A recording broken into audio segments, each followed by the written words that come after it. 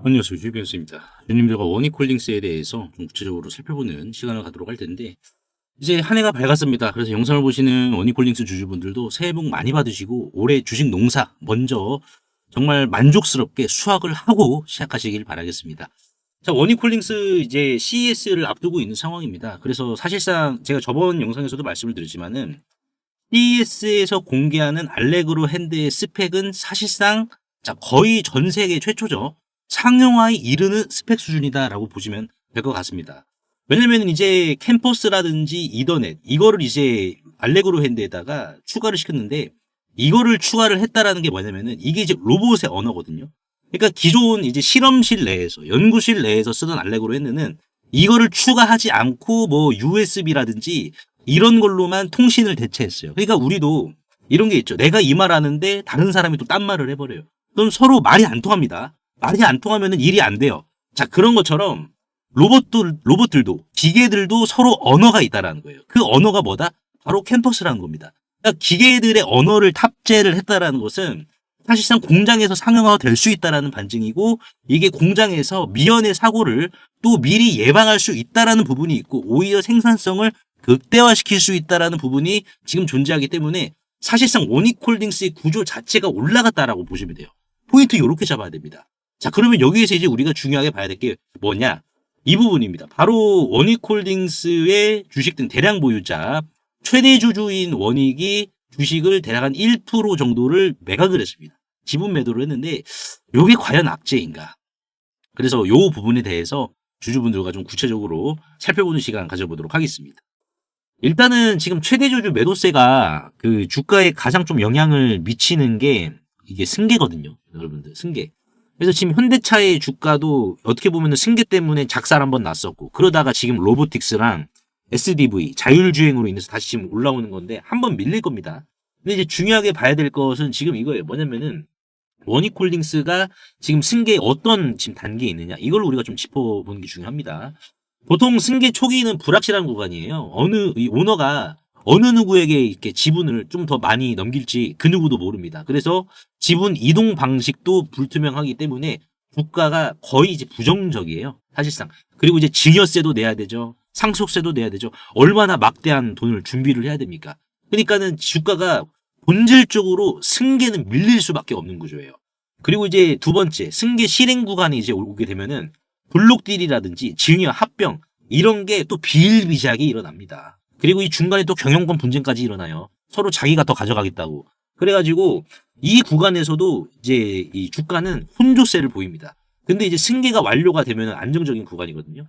지금 이제 원익홀딩스는 보시다시피 이미 작년에 승계가 다 끝났습니다. 여러분들. 그래서 지금 이제 원익 회장님이죠. 기존에 이제 원익 회장님이 이제 가족회사 호라이즌, 원익이죠. 그냥 원익의 최대 주주가 호라이즌이에요. 사모펀드입니다. 그래서 이 호라이즌의 원익에 대한 지분을 매각을 했고, 이 호라이즌 지분을 세 자녀분들이 이제 골고루 다 나눠 가지셨어요. 그래서 사실상 이렇게 뉴스가 나오잖아요.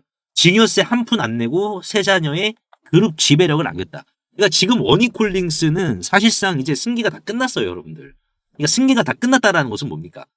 얘는 지금 이 최대 주주인 원익의 매도세가 나왔음에도 불구하고 승계에 대해서 리스크가 이미 작년에 다 이제 마무리를 한 상황이기 때문에 안정적인 구간이 유지가 된다는 거죠.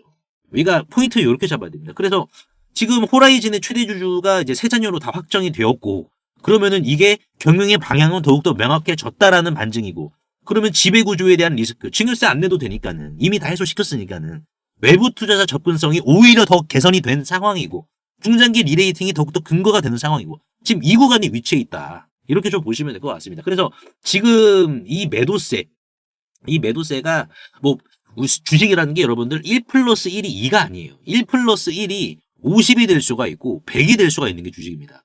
근데 지금 얘가 50이 될 거냐 100이 될 거냐라는 조건을 봤을 때 얘는 지금 원익홀딩스는 그런 조건을 만족을 했다라는 거예요. 여기에 대해서 우리가 흔들릴 필요는 없다라는 겁니다. 자, 근데 여기서 이제 우리가 더 중요하게 봐야 될 게 있겠죠. 그게 뭐냐? 자, 이세들은 사업 방향을 어떻게 추진할 것이냐? 이미 작년에 승계 다 끝냈으면은 이세들의 움직임을 봐야 됩니다. 결국 지금 원익홀딩스의 주가는 이세들의 손에 의해서 좌지우지 되게 돼 있어요. 그럼 이세들은 어떻게 원익홀딩스를 키울 것이냐?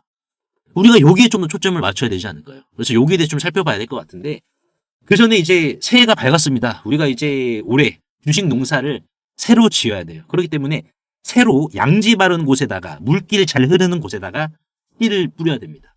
그래서 올해 주식 농사 그 어느 때보다 우리가 첫 단추를 잘 끼우고 좀 시작을 해야 될 것 같은데, 그 전에 우리가 이제 퍼즐 조각 하나만 좀 끼워놓고 가시죠, 여러분들. 이 주식에다가 우리가 첫 단추 끼워놓고 시작합시다. 바로 로봇의 심장이라고 불리우는 배터리 2차 전지 주식인데, 이게 뭐 단순한 2차 전지는 아니고요. 이제 공교롭게도 두산에너빌리티처럼 원자력 쪽에도 속하는 2차 전지입니다. 즉, 핵 폐기물에서 발생하는 요 핵을 가지고 배터리 소재로 썼다는 거예요. 그렇다 보니까는 일반 배터리보다 두드러질 수밖에 없는 게 바로 이 주식입니다. 하지만 제가 이 주식을 말씀을 드리는 이유가 거래량을 수반시킨 상승이 아직도 안 나왔기 때문이에요. 그래서 상당히 지금 너무나 가격이 싸요. 너무나 매력적입니다. 그렇다면 수급 너무 좋습니다. 그래서 우리가 요 주식에 대해서 퍼즐 조각, 즉 첫 단추 먼저 좀 끼워보고요. 그리고 그 다음 원익홀딩스 이 세들이 어떤 사업을 방향을 어떻게 추진을 할 것인지에 대해서도 넘어가 보도록 하겠습니다.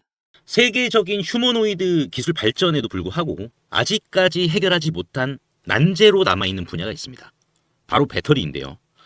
현재까지의 휴머노이드는 비약적인 기술 발전을 이룩시켜서 벌써부터 이렇게 사람을 복제하는 수준의 휴머노이드 기술을 중국에서는 선보이고 있는 상황입니다. 그래서 보시면은 완전 인간을 모방화하는 이러한 휴머노이드 개발 발전 단계에 진입한 것을 확인을 할 수가 있는데요. 하지만 결정적인 문제는 이 휴머노이드 로봇이 20kg 이상의 무게를 상하치 않은 이러한 단순 반복 작업을 하더라도 평균적으로 1시간을 못 가 멈추는 현상이 전 세계 공통적인 문제로 감지가 되고 있고, 이게 이제는 심각한 수준까지 집중 조명이 되고 있는 상황입니다. 현대차가 조 단위를 투자해 인수한 이 보스턴 다이나믹스의 아틀라스 같은 경우 배터리 용량은 세계 최고 수준을 보여주고 있어요. 무려 3700와트시입니다. 자, 이는 단순히 걷는 정도면 4시간 이상을 구동을 할 수는 있지만은, 자, 여기에서 유리기판이나 엔비디아 실적 발표에서 강조한 이 고도의 추론 작업을 통과한 이 AI, 고도의 AI 반도체를 적용을 시키더라도 무거운 짐을 드는 순간 1시간도 못 가 멈추는 현상이 감지가 되고 있어요.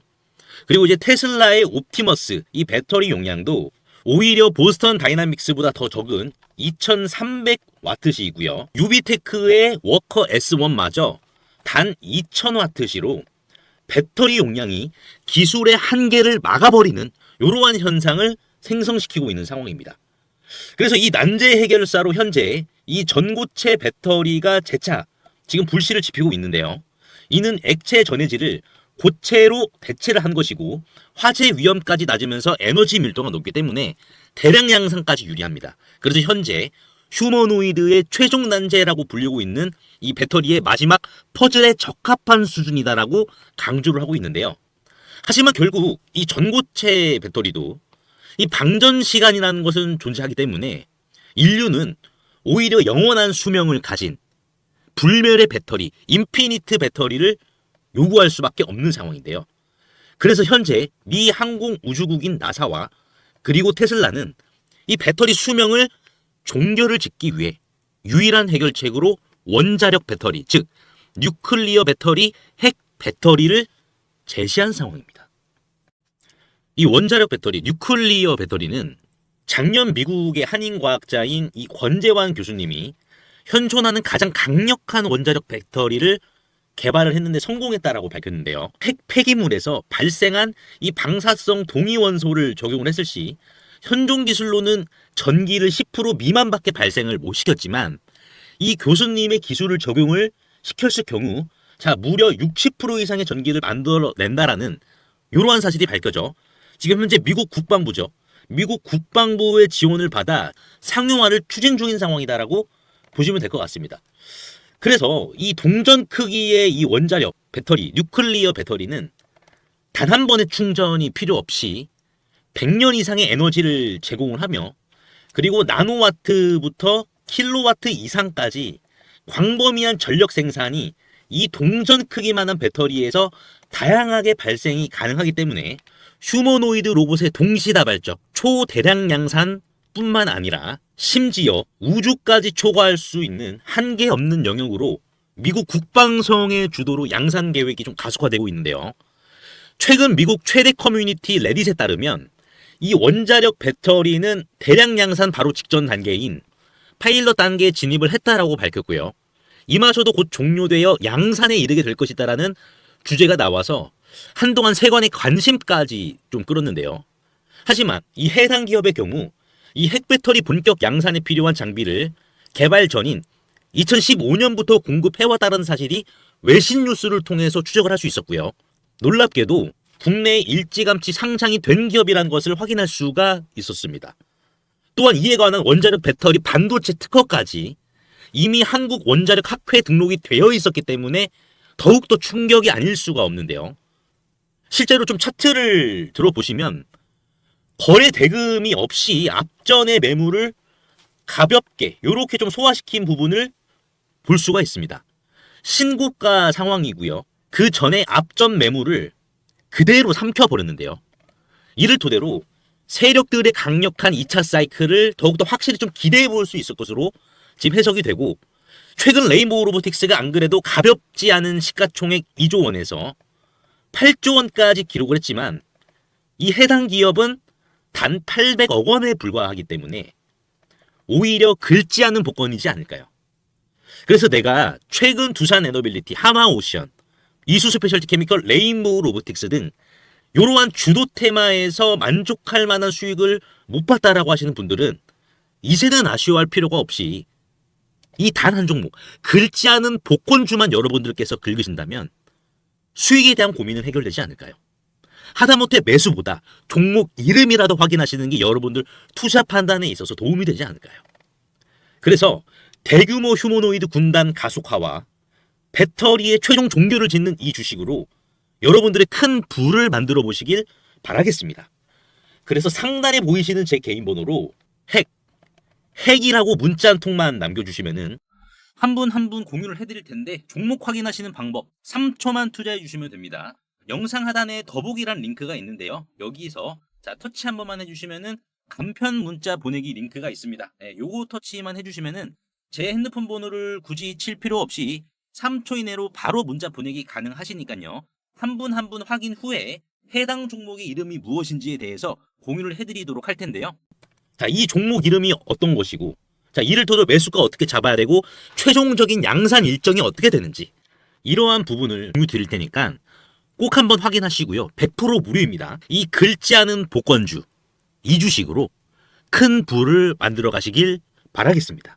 자, 그럼 다시 돌아와서 이제 2세들이 무엇을 키울 것이냐, 요거를 좀 봐야 될 것 같은데, 이겁니다. 답은 AI 시대에 있어서 10년을 책임질 확장성이 있는 축을 키웁니다. 2세들 자체는. 그렇다 보니까는 지금 워닝 로보틱스의 알레그로 핸드는 지금 로봇 손의 헌법과도 같은 기업이에요.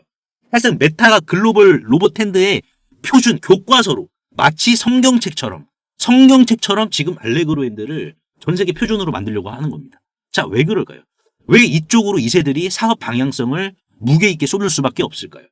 지금 이제 원익 IPS라든지 기존의 이제 원익 그룹의 원동력이었던 이런 전통 산업들, 반도체 쪽, 소재 쪽, 장비 쪽, 이쪽은 사이클이라는 게 존재합니다. 그래서 삼성이나 SK 하이닉스가 한번 그냥 작살나버리면 같이 힘들게 돼버려요. 같이 손가락 빨아야 돼요. 그러니까 원익 IPS도 마찬가지로 그러한 부분들이 일전에 실적에 한번 찍혔었잖아요. 그러니까는 지금 2세들은 이 부분을 아버지 세대에서 뼈저리게 지금 경험을 했기 때문에 사실상 여기에 의존하지 않는 차세대 신사업을 지금 더욱더 여기에다가 무게를 실다는 거예요. 자, 그럼 그 조건이 무엇이냐? TAM 확장, 시장 규모의 확장입니다. 시장 규모. 그래서 반도체라든지 반도체 장비 이쪽보다 판이 커야 되고요. 조건 자체가 2세들이 어떤 걸 키우느냐에 대한 조건입니다. 자, 그리고 표준화. 한 번 들어가면은 오래 가는 거. 한 번 공급해주면은 계속해서 단물이 빠질 때까지 빨아먹을 수가 있는 사업들. 데이터가 누적되는 거. 시간이 갈수록 격차가 계속해서 벌어지는 것들. 글로벌 스토리. 국내 한정 리스크. 그러니까 글로벌적으로 판을 키울 수가 있는 사업. 그리고 기존 사업과 연결시킬 수 있는 것. 이거를 동시에 만족할 수 있는 산업이 로보틱스입니다. 그러니까 지금 2세들이 뭘 키울 것이냐. 이거를 바라봤을 때 이미 승계는 다 끝났잖아요. 그러니까 주가는 뭐 구조적으로 이렇게 극단적으로 빠질 가능성은 지금 적다라는 거예요. 그러면 지금 이세들이 키우고 있는 과정이 있다라는 거예요. 여러분들. 과정이 있다라는 것은 뭡니까? 꽃이 아직 안 폈다라는 반증이에요. 그러니까 지금 원익홀딩스의 주가는 꽃이 피기 전 단계고 사실상 이러한 부분에 우리가 흔들릴 수는 있지만은 우리가 피기도 전에 꽃을 꺾으면 좀 아니다라는 거죠. 여러분들. 포인트 자체가. 그래서 지금 아시다시피 로보틱스 자체가 2세들만 지금 계속해서 집중하는 사업이 아닙니다. 여러분들. 아시다시피 지금 이제 현대차죠. 현대차 보스턴 다이나믹스 같은 경우에도 어떻습니까? 이제 50조 5천억, 뭐 125조 원 투자한다라고 했죠. 그래서 뭐 한다라고 했어요? 로봇 파운드리 하겠다.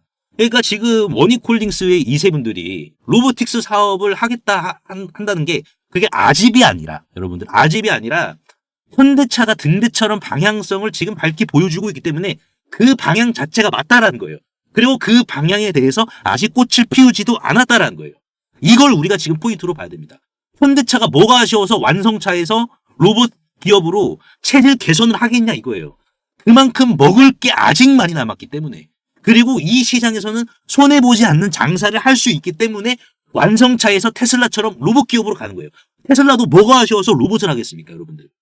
전기차만 잘 팔고 우주선만 잘 쏘아 올리면 되지. 그러니까 테슬라도 인정하는 게 로봇 시장이라는 거예요.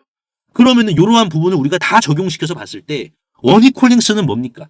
2세들이 지금 꽃을 피우기 위해서 준비하고 있는 과정이 있다는 거예요. 포인트 이렇게 잡아야 됩니다. 과정이 있다 여러분들. 꽃은 피지 않았다. 그러니까 제가 계속해서 말씀을 드리는 게 원익로보틱스의 지금 비상장 가치가 얼마다? 비상장 가치가 지금 3조도 안 돼요. 지금 왜? 원익홀딩스의 시총을 보세요. 3.7조밖에 안 되잖아. 여기에서 한 1.8조 정도가 원익 IPS, 뭐 나머지 이제 원익 계열사들. 그러면은 사실상 원익 로보틱스의 가치는 지금 1조 원 정도가 됐다라는 거예요. 근데 CES에서 벌써부터 산업용 로봇, 보스턴 다이내믹스와 삼성전자 이거 벌써부터 지금 메타랑 같이 준비하고 있잖아요. 그럼 얘는 뭐예요? 그러면 얘는 부산 로보틱스 시총 얼마입니까? 5조 원이에요. 그러면 얘는 5조 원에 달하는 이 가치를 주가에 반영을 시켜야 된다는 겁니다. 이게 저는 굉장히 중요한 거라고 봐요. 원익홀딩스의 본질에 있어가지고. 물론 올라가는 과정 중에 뭐 몇 번 흔들다 갈 수는 있겠죠, 여러분들. 그리고 지금 이야기가 나오는 게 뭐 CES가 끝나면 1월 5일 CES 끝나면은 뭐 재료 소멸이다 이야기가 나오고 있는데 로봇 시장이 그렇게 여러분들 코딱지만한 시장이 아닙니다. 왜? 지금 AI가 버블이다라고 하죠. 막 버블 AI 버블 아니냐? AI가 버블이 안 되게 하려면은 로봇이 뒷받침돼야 돼요. 이거 어쩔 수가 없습니다. 오픈 AI, 구글 왜 다 로봇 하겠습니까? 결국은 우리가 이제 뭐 챗GPT, 제미나이, 뭐 클로드 이런 거 다 쓰고 있는데 요거에서 이거를 실무화하는 게 돈이 더 되기 때문에 그래요. 데이터 센터를 우주로 올리는 이유 로봇 때문에 그렇습니다, 여러분들. 이걸 아셔야 돼요. 그러니까 로봇이 AI 있어가지고 꽃이다. 그 꽃에 지금 원익홀딩스가 여러분들 중심에 있어요. 나중에 꽃 피우면은 그 향으로 인해서 꿀벌들 날라와요. 꿀벌들이. 그러니까 그때까지만 우리가 보자는 거죠. 지금은 아직 너무 이르다라는 거죠. 그래서 오늘 제가 이제 원익홀딩스 좀 분석 도와드렸는데 이제 제가 운영하고 있는 소통방에서는 이러한 부분들을 이제 주주분들께 다 공유해드리고 있습니다. 사실상. 그래서 이 소통방이 뭐 리딩방처럼 뭐 그렇게 수익을 드리는 게 아니라 뭘 어떤 식으로 강조를 드리냐면은 주가가 오르잖아요. 주가가 오르면은 우리가 어디서부터 수익을 좀 지킬 준비를 해야 되는지. 그리고 반대로 이제 조정이 나와서 흔들기가 나왔어요. 그러면은 구조가 깨지는 지점, 깨져버리는 가격대는 얼마인지. 그러면은 다시 반등이 나와요. 그럼 반등이 나오면 아싸 좋다 이게 아니라 추가적인 이 반등 말고도 추가적인 반등의 갱신에 대한 조건까지 회복이 되었는지. 왜? 한번 깨졌으니까 급락으로 인해서. 그러니까 이러한 부분들 어디서부터 여러분들이 위험하고 언제부터 조심하셔야 되고 덜 다치시려면 어떻게 해야 될지 이러한 부분들 소통방에서 다 공유해드리고 있으니까는 무료예요. 무료니까는 입장하셔서 이러한 정보들 여러분들 모두 다 가져가시길 바라겠습니다. 제가 드린 말씀이 있잖아요. 메타와 원익로보틱스 오픈 플랫폼으로 만들어서 전 세계 개발자들이 다 마루타 역할을 한 겁니다. 여러분들. 그러면은 뭐예요? 이거를 이제 다른 기업들에게 돈 내고 팔아요. 얘는 지금 이제 앞으로 어떤 기업이냐면은 통행료를 징수하는 기업입니다. 로봇 시장의 국세청이에요. 그렇다 보니까는 감각을 독점을 한 상황이기 때문에 이거를 사용해야지 로봇이 일을 잘한단 말이에요. 그럼 그거를 사용하려면은 원익로보틱스나 메타에게 돈을 내야 된단 말이에요. 그러면 뭐예요?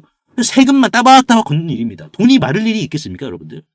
그러니까 이런 부분도 제가 다 말씀드리니까는 편하게 입장하셔가지고 남들보다 좀 차원이 다른 이제 수준 높은 정보들 모두 다 챙겨가시길 바라겠습니다. 그래서 상단에 보이시는 제 개인 번호로 원익이라고 간단하게 문자 통만 남겨주시면은 제가 초대 안내해 드리도록 하겠습니다. 그래서 오늘 제가 원익홀딩스에 대해서 좀 분석을 도와드렸는데 주주분 도움이 되시다면 구독과 좋아요 한 번씩만 눌러주시면 대단히 감사하겠습니다.